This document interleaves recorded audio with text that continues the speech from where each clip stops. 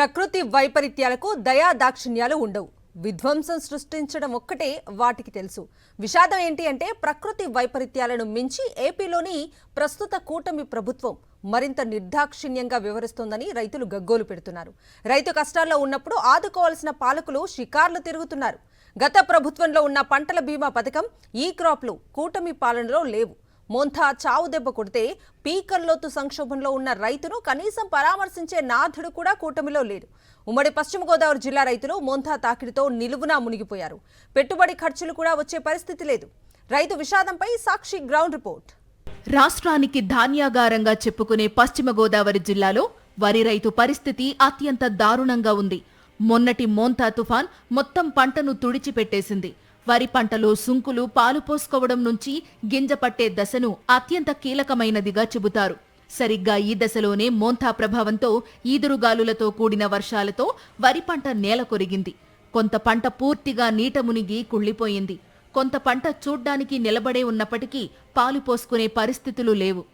ఎకరానికి 30,000 నుంచి 40,000 రూపాయల దాకా రైతు పెట్టుబడిగా ఖర్చు చేశారు. ఇప్పుడు పెట్టుబడి కూడా చేతికి వచ్చే పరిస్థితి లేదు. రైతు ఇంత కష్టాల్లో ఉంటే కూటమి పాలకుల్లో ఒక్కరు కూడా రైతు దగ్గరకు రాలేదు, భరోసా ఇవ్వలేదు. రైతు కష్టాన్ని తెలుసుకోవడానికి ప్రతిపక్ష నేత కృష్ణా జిల్లా వెళితే ఆయన్ను రైతులు కలవడానికి వీల్లేదంటూ దుర్మార్గ ప్రభుత్వం ఆంక్షలు విధించింది. ఆదుకోవలసిన పాలకులు ఏం చేస్తున్నారు? చంద్రబాబు నాయుడు విమానంలో లండన్ వెళ్లారు. నారా లోకేష్ విమానంలో ముంబై వెళ్లి క్రికెట్ మ్యాచ్ చూసి క్రికెటర్లతో ఫోటోలు దిగడంలో బిజీగా ఉన్నారు. పవన్ కళ్యాణ్ ఫోటోగ్రాఫర్లను తీసుకుని ఓ పూట అలా పొలంలోకి వెళ్లి ఫోటోలు దిగి వెళ్లిపోయారు. రైతు ఏం చెయ్యాలో పాలుపోక ఉసూరుమంటున్నారు. ఈ దుస్థితిపై సాక్షి ప్రతినిధి రాజు మరిన్ని వివరాలు అందిస్తారు. మోంథా తుఫాన్ ప్రభావంతో కూడా అన్నదాతలు కూడా తీర నష్టం జరిగిందని చెప్పొచ్చు. ప్రధానంగా ఖరీఫ్కి సంబంధించినటువంటి చేతికొచ్చినటువంటి పంట అంతా కూడా పూర్తిగా నీటిపాలైంది. దీనికి సంబంధించి ఇక్కడున్నటువంటి ప్రస్తుతం మన తణుకు నియోజకవర్గంలో ఉన్నాం. ఇక్కడ అన్నదాతలు ఉన్నారు, వీరితో మాట్లాడించి ప్రయత్నిద్దాం. ఏమంటే ఎలా ఉంది అసలు పరిస్థితి మీది? మోంథా తుఫాన్ మొత్తం పడిపోయిందండి. ఈ పెట్టుబడి అంతా అయిపోయాక పడిపోయింది. ఇది చేతికొచ్చి ఏమి ఉండదు, మొత్తం నీళ్ళతోటి తప్పలు అయిపోయినాయండి. తప్పలు అయిపోయినాయండి. మొత్తం ఎకరానికి 30,000 పెట్టుబడి పెట్టాం. లాస్ట్ గవర్నమెంట్ ఏమైనా సాయం చేస్తే దాని ఏదైనా బాగుంటుందని అనుకుంటున్నాను. నేను 6 ఎకరాలు చేస్తాను. 6 ఎకరాల్లో 3 ఎకరాలు పడిపోయిందండి. చేలు మొత్తం దారుణంగా పడిపోయినాయండి. ఇదిగోండి ఈ రకంగా సగం తయారై సగం తయారకుండా. ఇప్పుడు ఈ చేలమ్మ ఇలా పుల్లకాయ వచ్చేసి తెల్లని వేసేస్తుందండి. నల్ల మచ్చ వచ్చేసి అదేమో సగం గింజ తోడుకుంటే సగం గింజ తోడుకోలేదండి. ఇలా ఎకరానికి వచ్చి 30 బత్తాలు అయితే 20 బత్తాలు కూడా అవదండి. 25 బత్తాలు కాంచి లేదండి. 15 బత్తాలు 20 బత్తాలు అయితే ఇలా గొప్ప అండి. రైతుకి మగతా కట్టాలి. చేను పెట్టుబడి పెట్టిన 30,000 కానీ పైన పెట్టినాం. ఇవాళ ఇది కోత కొయ్యాలంటే సగం చేను తొక్కేద్దండి మిషన్. కూలోడు రావాలంటే కూలోడు రాడండి దీనికి. ఈ 30 మిషన్ పోగా మిగిలింది అని ఉంటే రైతుకి వెళ్తుందండి. మిషన్ 3 గంటలు పడుతుందండి ఎకరానికి వచ్చి కొత్తకి.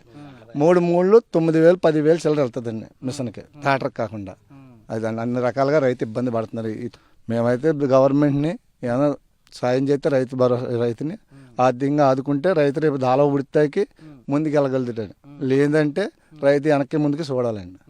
వీళ్ళకి అందరూ ఏనాదారులు కవులకి చేసేవాళ్ళండి. అసలు రైతులు పొలాలు ఉడిచిన లేదండి. మనందరం మగతాలు చేసేవాళ్ళం. మొత్తం అంతా కౌలు రైతులు అండి. ఇప్పుడు నేను 8 ఎకరాలు ఉడుతున్నాను, 8 ఎకరాలు కౌలు రైతు అండి. ఇతను 10 ఎకరాలు ఉడుతుందండి, ఇతను 10 ఎకరాలు కౌలు రైతు అండి.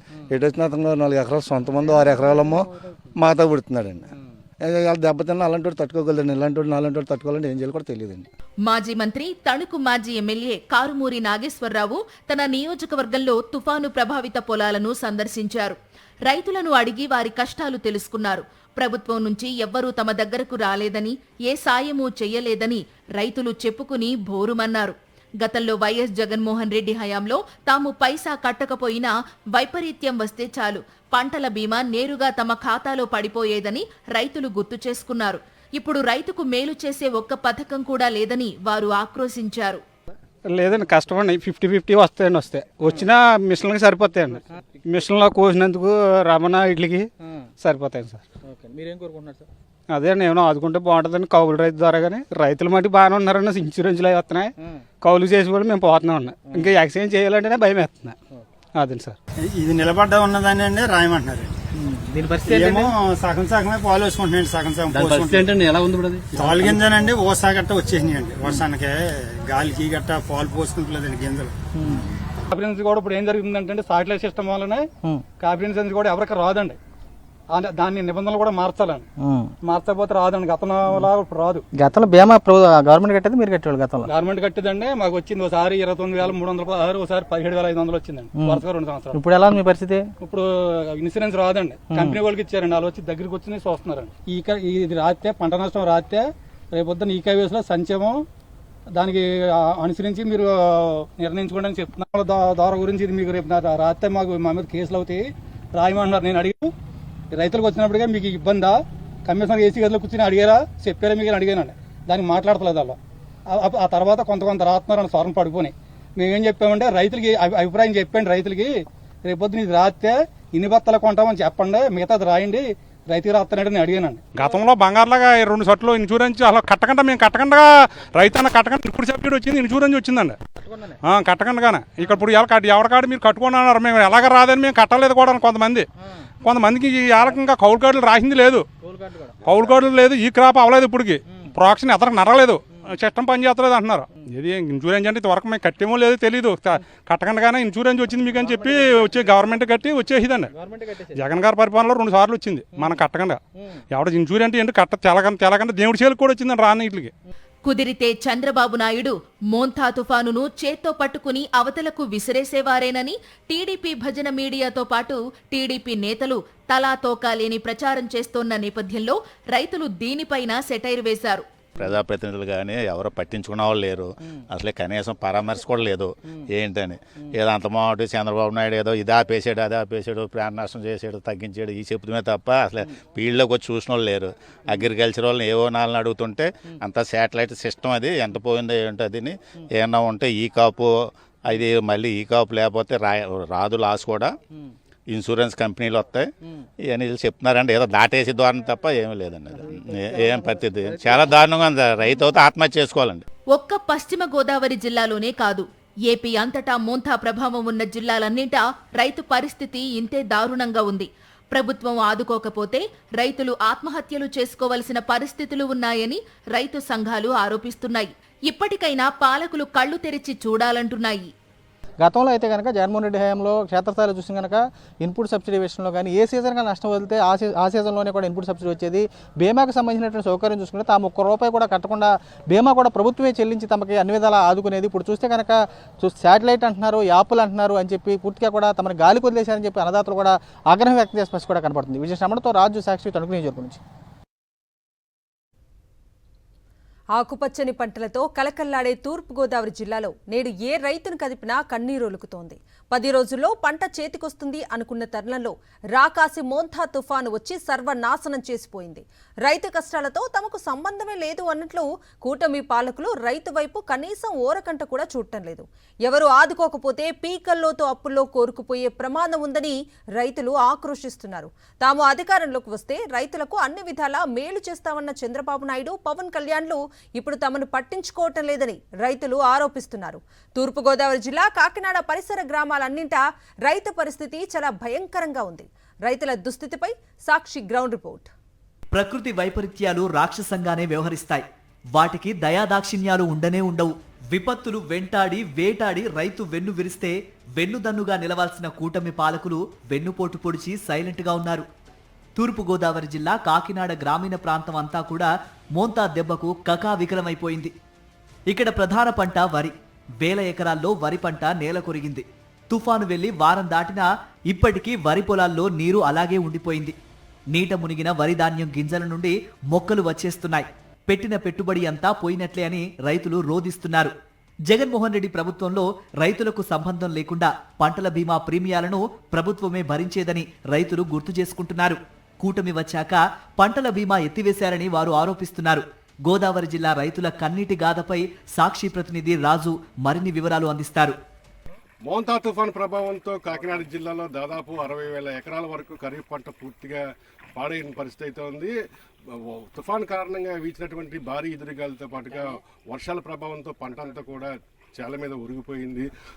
మరో 10 రోజులు ఆగితే పంట చేతికి వస్తుందన్న తరుణంలో తుఫాన్ అంతా కూడా దాదాపు వేలాది ఎకరాల్లో తుడిచిపెట్టిన పరిస్థితి అయితే ఉంది. ప్రస్తుతం నేను కాకినాడ రూరల్ కరపాండ్లో జడ్బావర్లో ఉన్నాను. ఇక్కడ చూసినట్లయితే వరిచీలన్నీ కూడా దాదాపు తుఫాన్ కారణంగా 6 రోజుల నుంచి నీట మునిగిన పరిస్థితి అయితే ఉంది.